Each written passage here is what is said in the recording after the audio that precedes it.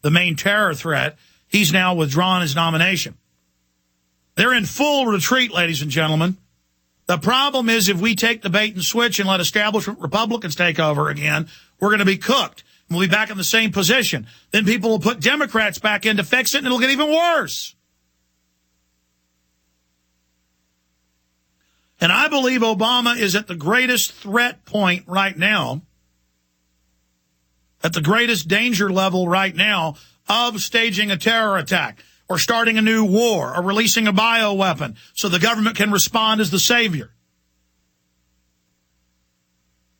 We have the RAND Corporation saying the government needs to stage events. We have all the CFR white papers. Ladies and gentlemen, now is the danger zone.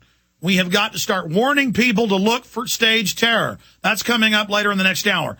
Now, I get these calls all the time, and that's fine. But people say, I don't want to say my name. Make up a name then. I don't care. Say your name is man. You know, that you're a human calling from somewhere. Just say, I am Homo erectus.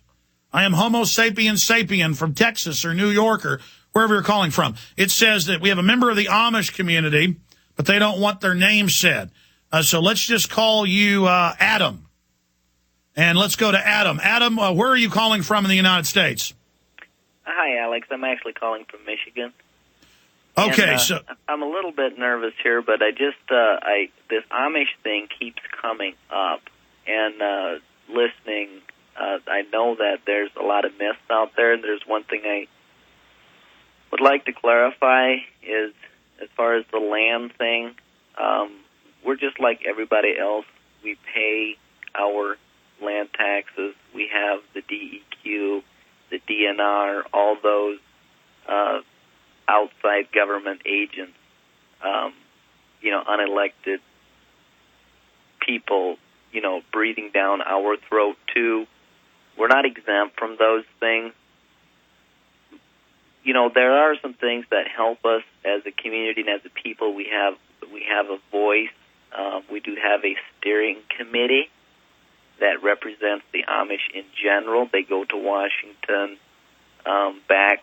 We're one of the pioneers of the homeschooling movement that actually started out as being parochial schools where our fathers actually went to prison because we didn't no longer want to send our children to the public school. Maybe I should do an interview sometime with you, and I should add that we actually know who you are. Sure. And that you just called in to one of the back lines, so we're not saying your name, but you really are Amish.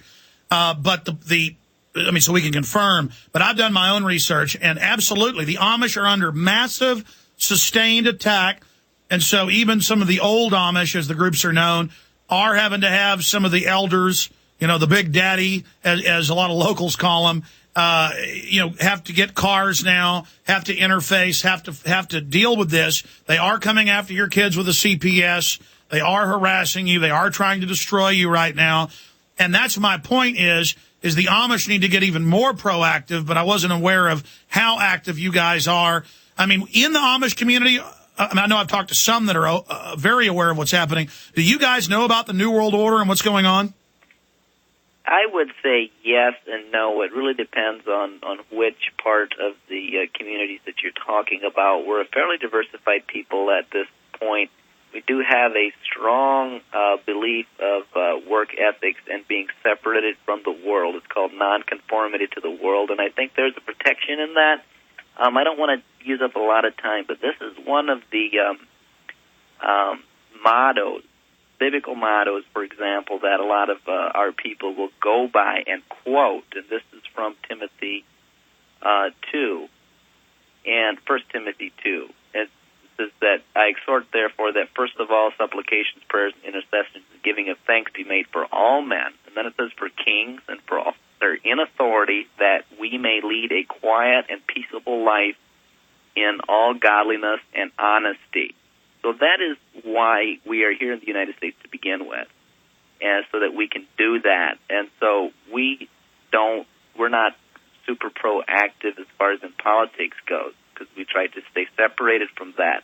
But This is all that we ask the government to do for us, is to let us lead a quiet and peaceable life. And I believe that there's a lot of other people out there that have that same wish. They just want to live. And we do realize that the New World Order is a threat to that and all these so-called security measures that are now in control. So, I want to thank you for what you do. Of course, I don't agree with everything, but that's fine. We all want to simply live, and I believe that's what you're trying to tell people. Adam, what's the Bible verse the Amish have about not going to churches? Because there's a lot of verses about don't worship in temples. That's actually very occultic. But that's again, actually not something that we get out of the Bible. That was due to persecution. And actually, I was reading a quote out of the encyclopedia. It is a Bible verse about don't worship in the temples. Okay, well, I guess I don't know about that, but what I do know is that when we were persecuted back in the Reformation time, it wasn't safe to meet in public, so we started meeting in homes, and that's kind of continued as a tradition. Now, a lot of our churches actually do have church houses now. So are you originally from Switzerland or Germany or? I'm Switzerland, yes. And then, right, many of my forefathers would have given their lives to not bend to the government and their unscriptural and tyrannical demands, just simply, allow themselves to be beheaded and drowned and burned at the stake. That's right, because the Amish got persecuted by the Catholic Church, didn't they? Not just the Catholic Church. Actually, the Reformers were even crueler when it actually come down to it. Yes. But the Catholics started it. But when Zwingli and Martin Luther, they ended up being worse than the Catholics. They're just as bad. But yeah, people don't know that there was a lot of Protestant persecution. Yeah. I mean, I've read the histories of all the people they killed. Yeah. Mm-hmm. But that's neither here nor there. The Bible tells us that if we get persecuted in one place, then just move to another. And I realize that's not your philosophy, and that's okay.